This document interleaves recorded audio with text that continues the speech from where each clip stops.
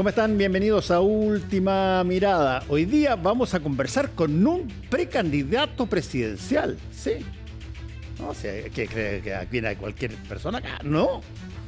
Y nada más y nada menos que Rodolfo Carter. Gracias por estar con nosotros, Rodolfo. Oye, qué gusto verte. Igualmente. A ver, cuéntanos un poco cómo surge esta posibilidad de precandidato presidencial, porque tú no tienes un partido formal. La verdad que hace ya más de un año atrás, cuando me tocó estar un poco en la discusión más polémica de la demolición de las casas narco, a partir de la crisis de seguridad que vivimos en Chile, naturalmente la opinión pública empezó a evaluar mi trabajo, me puso en buena posición en las encuestas y surgió la idea en algunas personas de que podíamos ser una opción presidencial. Es una pregunta difícil de responder porque hasta hace un par de años ser presidente de Chile era la mayor honra, lo sigue siendo de hecho, pero también es el peor trabajo imaginable. El próximo presidente o presidenta lo va a pasar muy mal porque le va a tocar recibir un país con muchos problemas, algunos heredados de este gobierno y otros de larga data. Una crisis económica muy profunda que vamos a tener que darle malas noticias a los chilenos durante por lo menos los 2 primeros años para poder recuperar el tranco y volver a generar riqueza en el bolsillo de los chilenos. Y obviamente, el más evidente para la gente, el combate a la delincuencia va a doler. O sea, el próximo presidente o presidenta no va a ser un portador de buenas noticias ni discursos amables con la gente, va a ser complejo. Y ahí va a haber un talento muy importante y tal vez en eso uno puede tratar de colaborar junto a otros. En transmitirles la verdad a los chilenos, una verdad que no va a ser grata, pero con una mirada también de esperanza, que esto tiene salida. Bueno, tú estuviste en El Salvador, Así es. y donde hay mucha gente y particularmente gente de tu sector, de la derecha o la centro derecha, que mira a Bukele como una opción razonable respecto a lo que se puede hacer. ¿Qué tanto dos países tan tremendamente distantes y difíciles y diferentes pueden generar básicamente un mismo método? Tú eres un muy buen lector, hemos conversado, hemos compartido algunos libros ahora último. Sí. Es bueno leer los libros, no solo las tapas, ni los titulares. Y en la clase política y en la derecha también, de repente hay una tendencia a citar solamente la tapa del libro y no leerse el contenido. Cuando estaba de moda Sarkozy, andaban todos tratando de pronunciar bien el apellido Sarkozy. Después se puso Dave Cameron en Inglaterra, andaban todos tratando de aprender a tomar té. Y de repente se puso de moda Bukele. La situación de El Salvador es muy peculiar, es un país muy pequeñito, son casi 5 millones de habitantes, con un producto interno que no alcanza a ser tal vez ni un tercio de la ciudad de Santiago. Y con una guerra brutal durante 40 años. Brutal. El presidente Bukele en sí mismo es como una suerte de oxímoron, porque él viene del mundo de la izquierda y se convierte en un gobernante muy duro que parece ser de derecha, pero no lo es. Respecto a lo de El Salvador, hay ciertos aprendizajes. Primero, no llegar nunca a lo que llegaron ellos. Ese es el primer aprendizaje. Y yo no sé si lo estamos haciendo. Hay que evitar llegar a ese nivel de violencia. Y lo segundo, que ninguna decisión de un Estado democrático para recuperar su seguridad debe pasar por violar derechos humanos. Porque finalmente cuando un Estado reprime a sus propios ciudadanos, tortura o encarcela injustamente, ese costo hace que perdamos lo más valioso que es nuestra libertad. Entonces, no copiar cualquier medida, no volverse loco con cualquier iniciativa, porque finalmente, así como en la época de la dictadura, más de alguna vez un compañero de la universidad me decía, oye, faltó matar más gente. Si tú realmente crees eso, te convertiste en marxista. Porque la diferencia entre nosotros y el marxismo es que nosotros creemos en la trascendencia del alma y una persona que tiene inspiración cristiana por definición es compasivo con el vencido. Tú no puedes torturar ni hacer desaparecer a nadie, si no te convierte en uno de ellos. Lo mismo cuando tú defiendes la democracia contra los delincuentes. No por perseguir delincuentes, tú te vas a convertir en un gobierno que viola derechos de las personas. Entonces, va a ser difícil, hay que copiar ciertas cosas del Salvador, sin duda, que son muy interesantes. Me tocó ver en El Salvador una iniciativa de la señora del presidente Bukele, que intervino en los barrios más complejos con unos cubos, que hoy día Daniel Reyes de la Florida está tratando de implementar. Espero que le vaya bien al mejor alcalde que va a tener la Florida en los próximos años, porque efectivamente una cosa es la represión, pero es fundamental quitarle los niños a las bandas armadas. Si tú solamente te dedicas a enfrentarla y a meterlos presos, ellos van a seguir reclutando soldados de las poblaciones, sacando lo más valioso que tenemos, que son los niños. Por tanto, es una mirada mucho más global. Mano dura, corazón grande. Ahora, son las dos miradas cardinales. Miremos las dos variables. ¿Cuál es el límite de la mano dura? Mira, es bastante obvio. Los derechos humanos que están contemplados en nuestro Estado de Derecho y perfeccionados después de la vuelta a la democracia son intransables. No se puede torturar a una persona detenida. Todas las personas tienen derecho a un juicio justo. Ahora, evidentemente, si un policía o eventualmente un militar en un estado de excepción empuña las armas para defendernos a nosotros en nombre de todos los chilenos, tiene que tener una presunción de derecho en favor de él. O sea, él no es un ciudadano más. Y después no le podemos tirar un fiscal encima para que lo acose durante 8 años, no solamente porque es injusto contra ese policía, sino porque el precedente que sienta respecto de toda la comunidad policial y las familias de los policías es letal. Yo creo que hoy día falta sincerar la conversación, que cuando un policía sale a su trabajo cada mañana, no solamente su familia se queda con la duda si va a volver vivo, probablemente la mujer le dice no te metas en problemas, porque hoy día tenemos un sistema penal que tiene la tendencia a perseguir al policía, a desconfiar del policía. Podemos discutir mucho de las reformas que haya que hacer a la policía para hacerla cada día más Eso profesional. De Sin alguna duda. manera hubo actos de corrupción gigantescos que favorecieron a tanto Fuerzas Armadas como Carabineros. El tema de la corrupción de los altos mandos de las instituciones uniformadas es una cosa gravísima que no se tiene que permitir y evidentemente los temas militares tienen que estar controlados por civiles. Eso desde partida, eso es una cosa excepcional. Había una frase de Clemenceau famosa, para que nadie cree que esto es una frase de un hombre de izquierda. El tigre Clemenceau, primer ministro de Francia de la Primera Guerra Mundial. Los temas militares son tan importantes que no pueden ser dejados solo a militares. Esa es una máxima de una democracia. Entonces, hoy día, más allá de las correcciones y prevenciones que hay que hacer para que no se produzcan hechos relacionados con corrupción, a mí me interesa particularmente la gente que está en la calle, los uniformados que nos cuidan todos los días. Hay que entender eso de una buena vez. Cuando alguien viste el uniforme, lo hace por nosotros. No porque sea facho, ni porque le gusten los himnos militares. Se pone el uniforme y porta un arma para defenderte a ti y a mí. Y hay que capacitarlo, darle buenos sueldos, buena calidad de vida, y en el minuto que desenfunda el arma por nosotros, respaldarlo con todo, con una presunción de derecho. Incluso eventualmente, algo que se dejó de discutir, permitir que sean, en casos excepcionales, juzgados por los mismos tribunales militares. Esta es mi opinión, y no tenemos por qué estar de acuerdo, y al más de alguien en la casa puede que no esté de acuerdo con lo que voy a decir. Pero con este sistema judicial chileno, hoy día, las Fuerzas Armadas y ni que decir los Carabineros juegan en un territorio de adversario. Acabamos de ver en la Armada, en el tema de Hualpén. Sí. Durante años fue acusado un suboficial de la Armada buscando la cabeza de oficiales de la Armada. Y los tribunales, después de un largo juicio, terminaron absolviendo completamente a ese uniformado. ¿Alguien pagó los platos rotos? En el caso de la fiscal Chong, por el río Mapocho, con este carabinero que fue víctima de persecución durante años, ¿alguien pagó los platos rotos? Desde luego los fiscales nada. El Ministerio Público no respondió en nada. Dicho sea de paso, la enorme mayoría de los fiscales hacen su pega lo mejor que pueden. 2 malos fiscales, como los que acabo de nombrar, no empañan la función de muchos fiscales que enfrentan al narcotráfico en silencio. ¿Sabes cuántos tenemos amenazados de muerte en el norte? Que tienen que andar solos en su auto esperando que les disparen en una esquina. Esos fiscales que hacen patria todos los días también requieren protección. Por tanto, que no se entienda lo que estoy diciendo, una crítica al sistema completo, sino que aquí hay una falla, específicamente cuando se acosa a un uniformado que ha usado las armas para defendernos a nosotros. Hoy día creo yo que la única forma más urgente de poder resolverlo es darle protección a través de un sistema procesal penal diseñado específicamente al efecto para protegerlos a ellos de las presunciones de derechos. Ahora, desde ese punto de vista, Rodolfo, ¿cuál es, si tú quieres, las medidas que de alguna manera se necesitan tomar en términos de cuáles primeras, cuáles después? Porque muchas de estas cosas son cosas que eventualmente tienen una presencia sucesiva, más que algo que se instala de inmediato.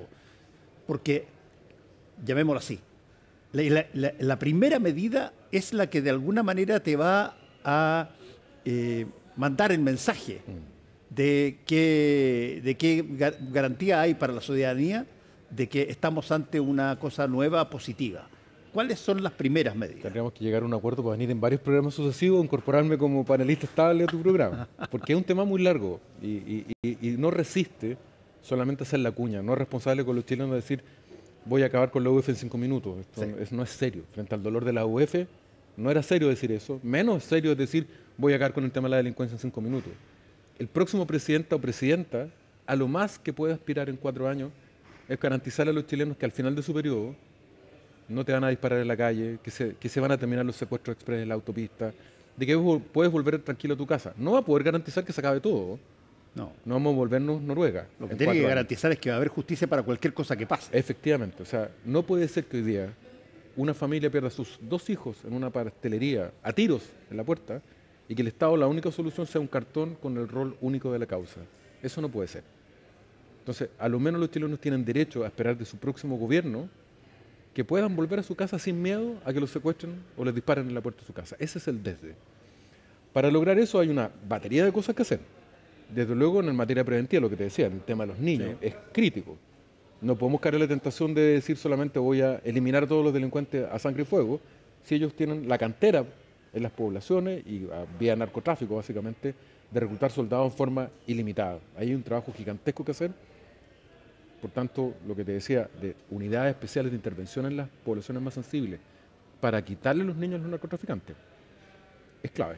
Ahora, tú fuiste alcalde durante mucho tiempo y por lo tanto tuviste que convivir con un fenómeno que para todos los efectos prácticos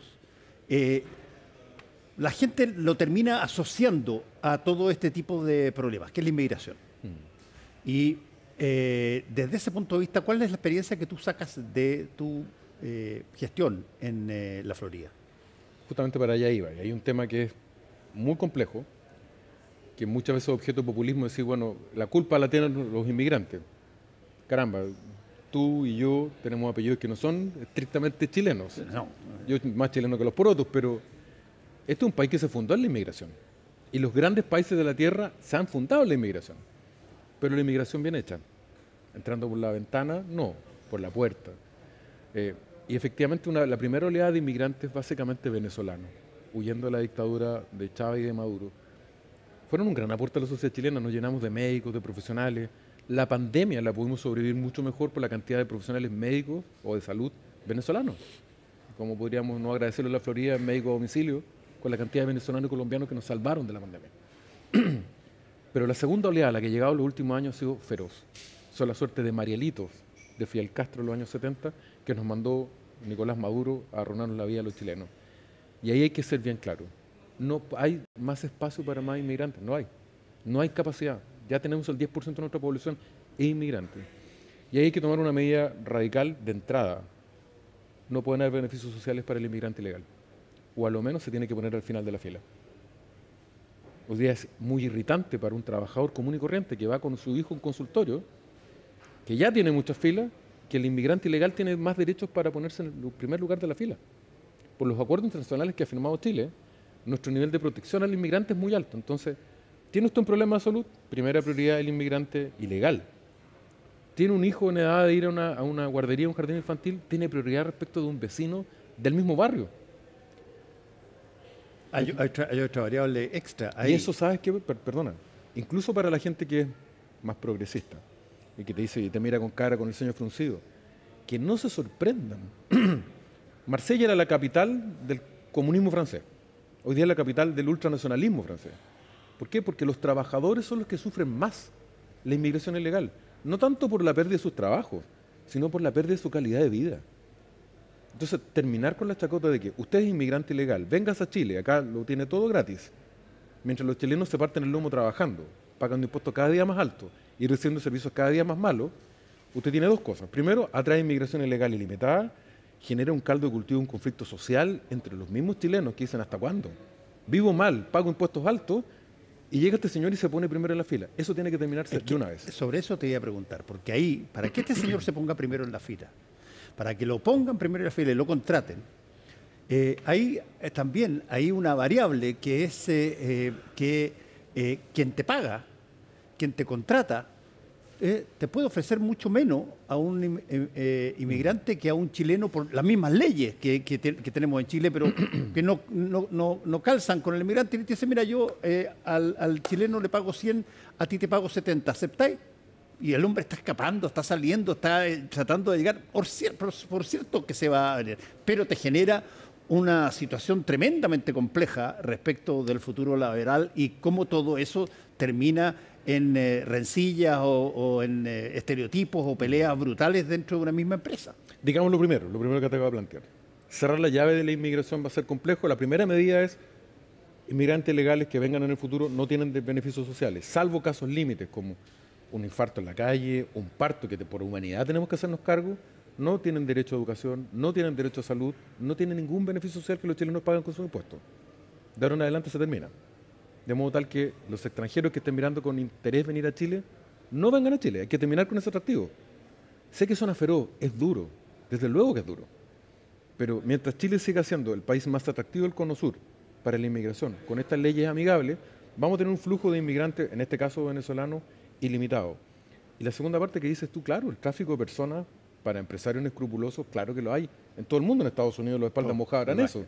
Los coyotes que lo hacían pasar de un lado a otro, los hacen pasar de un lado a otro. Eso tiene que ser castigado con una ferocidad tributaria, antes que penal. Yo prefiero castigar, más que con cárcel, con grandes multas a la empresa. Usted mete a un trabajador ilegal en la planta de su empresa, afírmese, porque va a perder hasta la camisa. Creo que eso es lo primero para abordar, porque poner campos minados, poner un cerco, llenarnos de cámaras de vigilancia, probablemente hay que hacerlas todas esas cosas, pero el ejemplo está a la vista y los televidentes lo podrán corroborar. El país más rico del mundo, el más poderoso, el primero del curso, Estados Unidos, tiene las lucas del mundo, las fuerzas armadas más grandes del mundo. Aún así se les meten los inmigrantes ilegales. ¿Por qué? Porque sigue siendo muy atractivo como fuente sobre laboral. todo en época de cosecha. No. Ahora, ojo, hay que ser bien habiloso en esto también, porque, por ejemplo, el otro día me estaba estudiando a través de una entrevista con un grupo de agricultores.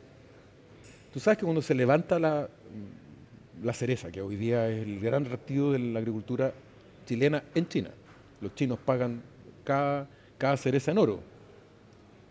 Hoy día no tenemos capacidad de levantar la cereza y muchas veces la inmigración para eso ha sido la solución. Entonces le preguntaba, ¿pero son venezolanos? No, son fundamentalmente personas bolivianas que vienen por la temporada y se van después. Ya. Entonces probablemente tú, si quieres encontrar una fuente de trabajo en base a la inmigración, puedes tener una visa especial por un tiempo, tal como lo hacían los italianos cuando venían a Argentina a hacerse la América a principios del siglo XX, o eventualmente cuando los países necesitan mano de obra durante un tiempo y le dan un permiso provisorio. Eso eventualmente puede ser. Por eso digo que no es un no a todo tipo de inmigración. Es que ahí hay pero la desregulada se tiene que terminar ahora definitivamente. Estoy totalmente de acuerdo contigo, pero ahí hay un tema que es un temazo en realidad, que tiene que ver con qué tanto el país de alguna manera, voy a usar el verbo, depende de esto. Te voy a plantear una pregunta hipotética que yo a veces la hago a los alumnos en la universidad. Le digo, a ver, para usted, ¿qué creen, por ejemplo, el fenómeno de la inmigración? Ok, si es que mañana todos los médicos, médicas, enfermeras extranjeros que están en Chile decidieran no ir a trabajar, ¿cuántos afecta el sistema? Y la verdad es que es una barbaridad. Y si eso lo llevamos a otro tipo de cosas, bueno, o sea, hoy día tienes una categoría de 10% vinculación, de nuestra población. Claro. El 10% de nuestra población que ya es inmigrante. Exacto, y probablemente sea un 10% donde tú tienes ahí diferencias entre profesionales, entre personas que escapan, en fin. La única lógica de la inmigración es que por alguna razón alguien decide salir de su zona de confort histórica para meterse a una aventura en otro país que no sabe lo que va a hacer. Por lo tanto, ahí ordenar eso no es una cosa tan sencilla, por lo mismo lo que tú dijiste antes, porque nosotros todos tuvimos parientes que en algún momento dado entraron, y no estoy seguro si entraron legalmente la primera vez. Los míos seguramente ilegales, muy probablemente ilegales, cultivar el trigo en el sur de Chile. Pero eso era otro mundo también. Sí. Hoy día la inmigración... Era un hombro más chiquitito, además. Era un mundo más pequeño, el inmigrante era una persona que venía por su cuenta y venía con lo opuesto a tratar de hacerse la América. Hoy día la inmigración está controlada por operadores de delito internacional y eso es una realidad completamente distinta. No te olvides nunca que la prostitución, el tráfico de armas y el narcotráfico son 3 industrias que hoy día son transnacionales y que son más importantes que una automotriz de los años 80 y probablemente compite palmo a palmo con las grandes empresas de comunicaciones del día de hoy. Por tanto, estamos frente a un enemigo bien poderoso que actúa en forma subrepticia y que tiene una voluntad de lucha. Esto es re importante, Fernando. Estamos frente a un adversario que no tiene una bandera, no tiene un nombre, no dice yo soy de tal o cual país, pero está en todos los países. Tiene una cantidad de dinero que le disputa palmo a palmo el poder al Estado tradicional. Y tiene una voluntad de lucha equivalente a un Estado invasor, pero sin respetar ninguna convención de derechos humanos. O sea, cuando un país invade a otro, está sometido a los derechos de la guerra. Sí. Los delincuentes asociados al narcotráfico y al crimen organizado no respetan nada. Por tanto, estamos frente a una situación, por eso la discusión del principio es tan importante tenerla. O sea, estamos frente a un adversario que no respeta derechos humanos. ¿Vamos a responder con la misma moneda? No podemos responder con la misma moneda. Sí. Pero sí tenemos que darle las facultades a las policías y al ejército de que actúen con la máxima firmeza en representación de todos nosotros. Sí. Eso me recuerda a lo que tú dijiste, no hay que no hay que hacer lo mismo que ellos hacen en un libro de Eduardo Galeano, el escritor uruguayo que ya falleció. Las venas abiertas de América Latina. Claro, de las venas abiertas, que se llama Convertirnos en ellos. Y él decía, lo peor que puede pasarle a un país es que cuando enfrenta a otro, o estaba pensando más bien en las guerras o en las cosas así, actúe exactamente como la barbaridad que está haciendo el adversario, porque finalmente terminas convertido en ellos. Bueno, tú sabes que a mí me gusta mucho dinero a tu programa, es un privilegio para mí desde niño, me gusta verte en televisión, ojalá podamos hablar de temas aparte de seguridad sí, en esta entrevista, pero sabes que yo creo que cualquier político o cualquier servidor público, incluido tú como comunicador, es razonable que la ciudadana le pregunte, oiga, ¿por qué está en esto? ¿Por qué quiere meterse en este forro de ser presidente o ser parlamentario? Porque quiero mi país de vuelta, mi país chiquitito, pequeñito, que no era el más entretenido, ni tenía las mejores playas, no éramos los mejores para el fútbol en el sur de América, pero era un país donde no mataban gente en la calle. Es cierto que vivimos una época traumática cuando perdimos nuestra libertad, pero lo aprendimos, ¿cierto? Nunca más. Y qué bueno que lo hayamos aprendido y lo tenemos que honrar por todos y todas. Pero hoy día tenemos que hacer otro nunca más. No queremos este país. No queremos el país que nos acostumbramos a que se le falta el respeto a la policía en la calle, que se golpea a los niños, se les maltrate en las calles, o que aparezca gente con la cabeza cortada en la calle. No, no, no. Devuélvanos nuestro país. Queremos ese país chiquitito, imperfecto, que le faltan muchas cosas por corregir, lo queremos de vuelta. Pero con un HD aún más sofisticado. Es por nuestros niños. Es por una cuestión humana. Es por amor a nuestras familias que queremos un país más seguro. Y justamente porque está fundado en algo tan noble como el amor a nuestra gente, no podemos convertirnos en personas inhumanas que torturan, secuestran o cometen tropelías en función de la seguridad pública. Va a ser súper difícil, mano dura, por eso te digo, durísima. El delincuente que nos enfrente tiene que saber que o se rinde o se muere, así de claro. Y lo único que le podemos garantizar es una cárcel muy segura, muy lejos de nuestras ciudades. Pero nosotros no somos una dictadura, no vamos a deshonrar nuestra historia de sufrimiento que nos costó tanto recuperar nuestra libertad. Ahora,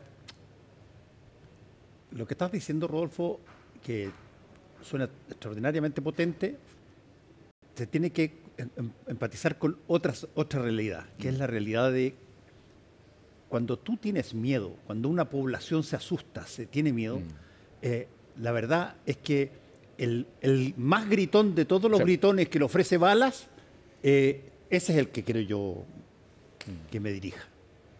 Bueno, es la gran discusión de las democracias. Sí. Hace exactamente un siglo atrás, Europa vivió una crisis de otra naturaleza, una crisis muy profunda de convivencia y de confianza en sus instituciones. Y surgieron dos liderazgos autoritarios en Italia y en Alemania, con 10 años de diferencia, que dijeron, mire, el problema es el sistema de estas democracias decadentes, burguesas, reemplacémoslas por gobiernos autoritarios que defendan al pueblo y al trabajador, y fueron muy populares y terminaron en un horror de muerte y pobreza para Alemania e Italia. Sí. En Inglaterra y en Estados Unidos siguieron un camino distinto, escuchando liderazgos democráticos que tal vez no eran tan sexy al principio, pero que lo ofrecieron en el camino del sacrificio al país sin perder su libertad. Probablemente lo que le tenemos que hoy día prometer a los chilenos es decirles la verdad, dejarle de darles soluciones fáciles. Es muy fácil ser choro por TikTok. Es súper fácil ser choro por TikTok. Me hago un TikTok bonito y decir, voy a matar a todos los delincuentes, y no salgo de mi casa. El que enfrenta el crimen organizado, el que enfrenta la delincuencia de verdad en este periodo, lo más probable es que tenga un atentado. ¿Está dispuesto, señor candidato, a sufrir un atentado? Porque, como en Chile, sí en Chile. Si vivimos en América Latina, nosotros no estamos en Europa. Y cuando los presidentes, los gobiernos pelean con el narcotráfico, les disparan. En Ecuador, en Colombia o en México. Sí, lo que hizo Pablo Ni hablar de Estados Unidos. Pero sí es feroz el poder porque se está enfrentando. Entonces, asumamos la realidad que va a ser un trabajo riesgoso, que esto no es TikTok, por tanto, la vida de la gente no es TikTok. Cuando a alguien le disparan en su casa no es una cuña para internet, es la triste realidad. Por eso, decirle la verdad a los chilenos, diciéndoles que vamos a vivir un periodo complejo, donde vamos a tener que enfrentar con mucha dureza al delincuente, pero a la vez tener el talento para respetar nuestra institucionalidad democrática. Y lo más importante, que después de 4 años los chilenos digan, este caballero o esta señora, quien sea que nos dirija, cometió errores, tuvo sus virtudes, pero cumplió esta promesa. Puedo volver a mi casa tranquilo. Última pregunta, Rodolfo. Bueno, ¿cómo pretendes entrar en esta disputa presidencial? Dentro de los próximos días, los 2 grandes partidos de la coalición de Chile Vamos van a proclamar a Evelyn Matei, que hoy día es la persona mejor posicionada en la encuesta. Yo tengo el mayor respeto por Evelyn Matei, sin duda ella tiene una carrera distinguidísima, pero evidentemente hoy día Chile Vamos no puede ni siquiera soñar con la idea de esquivar las primarias, y Evelyn tampoco. Hace 4 años Evelyn legítimamente reclamaba por qué Joaquín Lavín la sacó por secretaría de la primaria en la UDI. Sí. Hoy día YouTube está demasiado cercano para recordarnos a cualquiera que lo que dijiste ayer no puedes olvidarte hoy.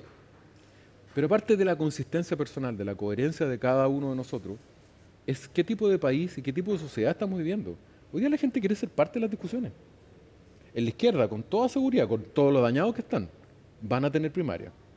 ¿Cómo nos veríamos con una primaria entre figuras potentes de la izquierda y en la derecha nosotros proponiendo un candidato o candidata electo entre 4 paredes? Es inviable. Por eso es súper importante que en Chile Vamos, primero, entendamos que tiene que haber una primaria. Segundo, tiene que ser una discusión de ideas, con respeto hacia las personas, porque tampoco se trata de terminar con el debate presidencial de hace 8 años atrás, cuando el presidente Piñera tuvo que padecer una cantidad de insultos increíbles por parte de un senador por Santiago. Ese no es el estilo. El estilo es las ideas, y que el que gana recibe el apoyo de todos los demás. Y esto es re importante, Fernando, que los que pierden también aportan con su idea en el debate a lo que va a ser el futuro gobierno. Porque creo yo, parafraseando probablemente aquí la Payún, en la campaña Salvador Allende decía, esta vez no se trata solo de cambiar un presidente, será el pueblo que construya un Chile bien diferente. Bueno, hoy día no se trata solo de cambiar un presidente o presidenta, se trata de recuperar ese país pequeñito que tenemos derecho a tener de vuelta para nuestros niños y nuestras niñas en el futuro. En todo caso, un candidato de básicamente una sensibilidad de derecha que cita a Quilapayún, créeme que es una novedad que eventualmente te puede dar rédito. Conoce al adversario, decía Sun Tzu. Muchas gracias por haber estado con nosotros hoy día. Nos queda pendiente internacional. Acuérdate que el 20 de enero, el 20 de enero asume Trump, y yo creo que los chilenos estamos tan aislados de la realidad internacional. La elección de Trump es un cambio histórico. Por primera vez el Partido Republicano tiene al presidente, a la Cámara, al Senado y la Corte Suprema. Sí. Decía Lincoln que ningún hombre debe tener tanto poder. Ya, encantado. Vamos a dar un tiempecito y conversamos de nuevo. Parece. Gracias por la invitación. Chao, Rodolfo. Nos vamos, tengan ustedes muy buenas noches y nos encontramos tempranito con CNN Chile Radio y también la Carola Urrejola. Chao.